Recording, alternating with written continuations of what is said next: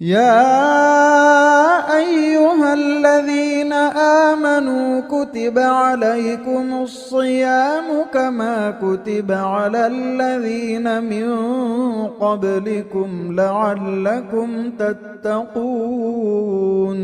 السلام عليكم ورحمة الله وبركاته. الحمد لله والصلاة والسلام على رسول الله. أما بعد. அன்புள்ள சகோதர சகோதரிகளே, இந்த ஸ்டுடியோ இஸ்லாம் நிகழ்ச்சியினூடாக நாம் ரமலானை பயன்படுத்துவது எப்படி என்ற தலைப்பிலே சில முக்கியமான செய்திகளை பார்த்து கொண்டு வருகிறோம்.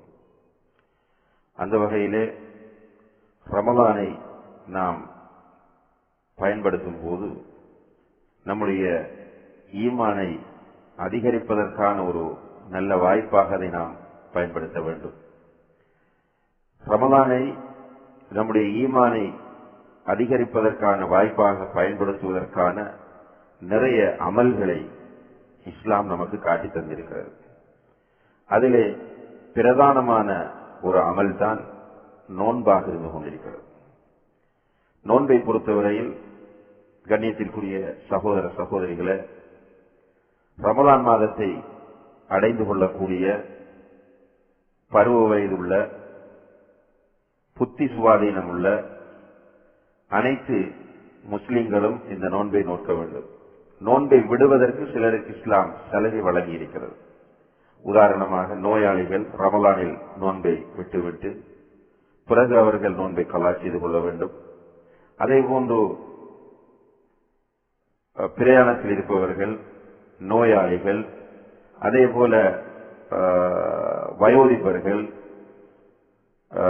மாதவிடாய் பிரசவத்தூற்றுள்ள பெண்கள், அதுபோல பால் கொடுக்கக்கூடிய கர்ப்பிணிகளாக இருக்கக்கூடிய தாய்மார்கள், இவ்வாறானவர்கள் சலுகை அளிக்கப்பட்டவர்கள். இவர்களுடைய சட்டங்களை நீங்கள் உலமாக்களிடம் கேட்டு தெரிந்து கொள்ள வேண்டும். இவர்கள் அல்லாமல், இந்த சலுகை கொடுக்கப்படாமல் இருக்கின்ற பருவ வயதை அடைந்த புத்தி சுவாதீனம் உள்ள ஒவ்வொரு முஸ்லிமும் கண்டிப்பாக நோன்பு நோக்க வேண்டும். நோன்பை நியாயமான காரணங்கள் இல்லாமல் ரமலானில் நோக்காமல் விடுவது பெரும் பாவமாகும். ஒரு மனிதர் நோன்பை மறுத்த நிலையில் நோன்பை விடுவாராக இருந்தால் நிச்சயமாக அவர் இஸ்லாத்தை விட்டு வெளியேறி விடுவார். ஆனால் நோன்பு பிடிக்க வேண்டும் என்று சொல்லிக் கொண்டு ஒருவர் ரமலானிலே நோன்பு பிடிக்காமல் விட்டால் அவர் பெரும்பாவத்தை செய்கிறார். இதற்காக இவர் தௌபா செய்ய வேண்டும். அதே நேரத்திலே அந்த நோன்பை அவர் பிறகு கலா செய்ய வேண்டும். இந்த நோன்பு நம்மீது கடமையாக்கப்பட்ட நோக்கம் நம்முடைய ஈமான் அதிகரிக்க வேண்டும் என்பதுதான். எனவேதான் அல்லாஹு தஆலா அல் குர்ஆனிலே சொல்லும் போது, யா அய்யுஹல்லதீன ஆமனூ குதிப அலைக்குமுஸ் ஸியாம் கமா குதிப அலல்லதீன மின் கப்லிக்கும் லஅல்லக்கும் தத்தகூன். ஈமான் கொண்டவர்களே, உங்களுக்கு முன்னால் இருந்தவர்கள் மீது நோன்பு கடமையாக்கப்பட்டது போன்று உங்கள் மீதும் நோன்பு கடமையாக்கப்பட்டிருக்கிறது, உங்களிடம் தக்வா வருவதற்காக வேண்டி என்று அல்லாஹு தஆலா சொல்கிறார். இப்ப நோன்பு உள்ளத்தில் தக்வாவை அதிகரிக்க செய்யும். தக்வாவை அதிகரிக்க செய்வது என்பதுதான் ஈமானுடைய புதுப்பித்தலாக காணப்படுகிறது.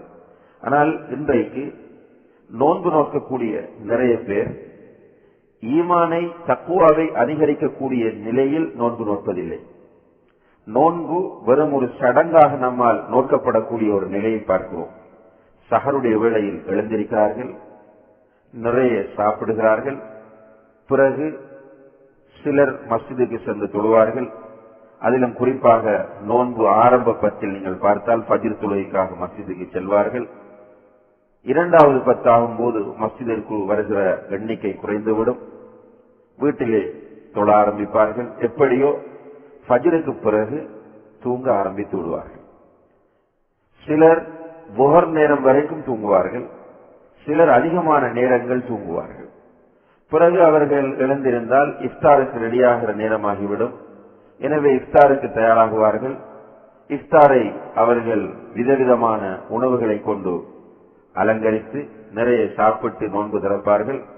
அதற்கு பிறகு அவர்கள் வளமை போன்று இருந்து கொள்வார்கள்.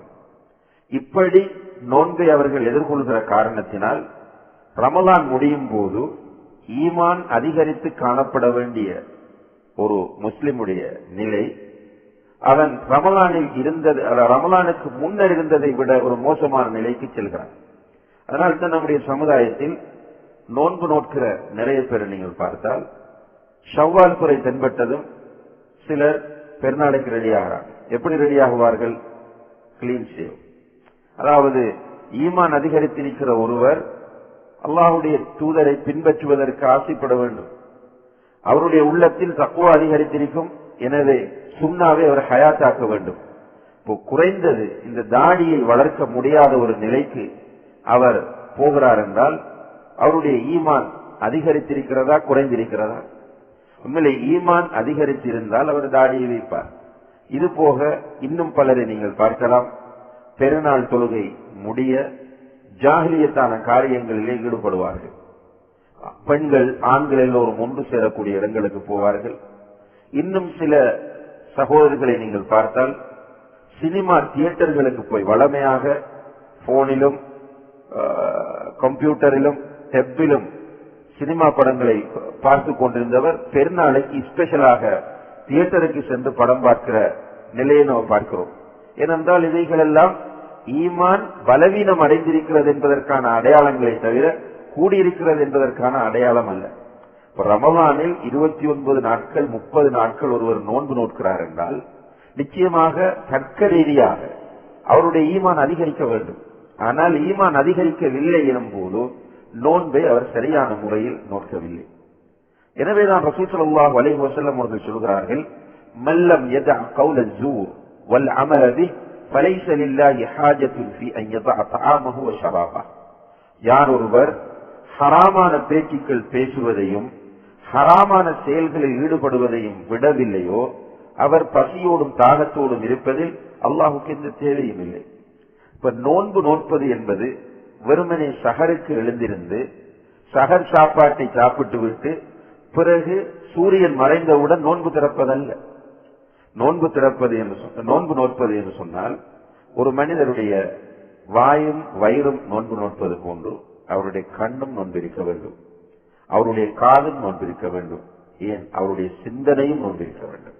ஸல்லல்லாஹு அலைஹி வஸல்லம் அவர்கள் சொல்கிறார்கள், அல்லாஹு தஆலா சொல்வதாக, அஸ்ஸியாமு லீ வ அன அஜ்ஸி பிஹி. நோன்பு எனக்குரியது, அதற்கு நானே கூலி கொடுக்கிறேன். கண்ணியத்திற்குரிய சகோதர சகோதரிகளை, அப்ப ஏனைய வணக்கங்கள் யாருக்குரியது? தொழுகை வேறு யாருக்கு முடியதா? ஜக்காத் வேறு யாருக்கு முடியாது? இல்லை, எல்லா வணக்கங்களும் அல்லாஹுக்குரியதுதான். நோன்பை ஏன் பிரத்யேகமாக அல்லாஹு தஆலா சொல்கிறான் என்று கேட்டால், ஒரு மனிதன் நோன்போடு இருக்கும் போது ஒவ்வொரு செகண்டும் தன்னை அல்லாஹ் பார்த்து கொண்டிருக்கிறான் என்ற அந்த சிந்தனையோடு வாழ்கிறான். அவன் தனிமையில் இருந்தாலும் சரி, மக்களோடு மக்களாக இருந்தாலும் சரி, அவன் வெளிச்சத்தில் இருந்தாலும் சரி, இருட்டில் இருந்தாலும் சரி, அல்லாஹ் என்னை பார்த்து கொண்டிருக்கிறான் என்கிற விஷயத்தில் தெளிவாக இருக்கிறான். அவனுடைய சிந்தனை ஒருநிலைப்படுத்தப்படுகிறது. அவனுடைய வாய் நோன்பு நோக்க வேண்டும், அவனுடைய கண் நோன்பு நோக்க வேண்டும், அவனுடைய காது நோன்பு நோக்க வேண்டும், அவனுடைய சிந்தனை நோன்பு நோக்க வேண்டும், அவனுடைய உடல் உறுப்புகள் அனைத்தும் நோன்பு நோக்க வேண்டும். இப்படி ஒரு மனிதன் நோன்பு நோற்றால் நிச்சயமாக அவனுடைய நோன்பு அவனிடத்தில் ஈமானை அதிகரிக்க செய்யுமா இல்லையா? கண்டிப்பாக ஈமான் அதிகரிக்கும். ஆனால் இன்றைக்கு நம்முடைய நிலையை பார்த்தால் நோன்பிருக்கிறோம், ஹராமான விஷயங்களை தாராளமாக பேசுகிறோம். புறம் பேசுவது, பொய் பேசுவது, வியாபாரத்தில் ஈடுபடக்கூடியவர்கள் தொடர்ச்சியாக பேசி நோன்போடு இருப்பார்கள். நோன்பு திறப்பதற்கு விசேடமான ஏற்பாடுகளை எல்லாம் செய்வார்கள், ஆனால் பொய்யை விட மாட்டார்கள். அதே போன்று புறம் பேசிக் கொண்டிருக்கிறவர்கள் புறத்தை எல்லா களங்களிலும் நின்று பேசுகிற நிலையை நாம் பார்க்கிறோம். அவதூறு சொல்லுகிறவர்கள் சொல்லிக் கொண்டுதான் இருக்கிறார்கள், ஆபாசங்களை பேசக்கூடியவர்கள் பேசிக் கொண்டுதான் இருக்கிறார்கள். அதே போன்று அவர்களுடைய பார்வை நோன்பு நோக்க வேண்டும், ஆனால் ஹராமை பார்த்து கொண்டுதான் இருக்கிறார்கள். நேரடியாக பார்ப்பவர்களும் பார்க்கிறார்கள், அல்லது இந்த மீடியாக்களின் ஊடாக ஹராமை பார்க்கிறவர்களும் பார்த்து கொண்டுதான் இருக்கிறார்கள். கண் நோன்பு நோக்கவில்லை, வாய் நோன்பு நோக்கவில்லை, காதால் எல்லாவற்றையும் கேட்டுக் கொண்டிருக்கிறார்கள். இசை கேட்கிறார்கள், அசிங்கமான பாடல்களை கேட்கிறார்கள், பொய்யை கேட்கிறார்கள், புறம் பேசுவதை கேட்கிறார்கள். இப்ப காதும் நோன்பு நோக்கவில்லை. இப்ப வெறுமனே அவர்களிடத்தில் நோன்பு நோற்றிருப்பது வாயும் வயிறும் தான். இந்த வாயும் வயிறும் நோன்பு நோற்றால் அன்புள்ள சகோதர சகோதரிகளே, ஏனைய உறுப்புகள் நோன்பு நோக்காத போது அவருக்கு கிடைப்பது பசியும் தாகமும் மாத்திரம்தான். ரசூல் ஸல்லல்லாஹு அலைஹி வஸல்லம் அவர்கள் இதைத்தான் சொன்னார்கள், மல்லம் யதா கௌல ஸூர் வல் அமல பிஹி ஃபலைஸ லில்லாஹி ஹாஜத்துன் ஃபீ அன் யதா தஆமஹு வ ஷராபஹு. யார் ஹராமான பேச்சுக்கள் பேசுவதையும் ஹராமான காரியங்களில் ஈடுபடுவதையும் விடவில்லையோ, நன்றாக அந்த ஹதீஸை புரிஞ்சு கொள்ளணும். யார் ஹராமான பேச்சுக்கள் பேசுவதையும் ஹராமான காரியங்களில் ஈடுபடுவதையும் விடவில்லையோ அவர் பசியோடும் தாகத்தோடும் இருப்பதில் அல்லாஹுக்கு எந்த தேவையும் கிடையாது என்று நபிகள் நாயகம் ஸல்லல்லாஹு அலைஹி வஸல்லம் அவர்கள் சொல்கிறார்கள். எனவே ஹராமான பேச்சுக்களிலிருந்து நம்முடைய நாவை நாம் கட்டுப்படுத்த வேண்டும். வரும் பழக்கத்தில் இருந்தது வரத்தான் செய்யும், ஆனால் நாம் தான் நம்மை கட்டுப்படுத்த வேண்டும்.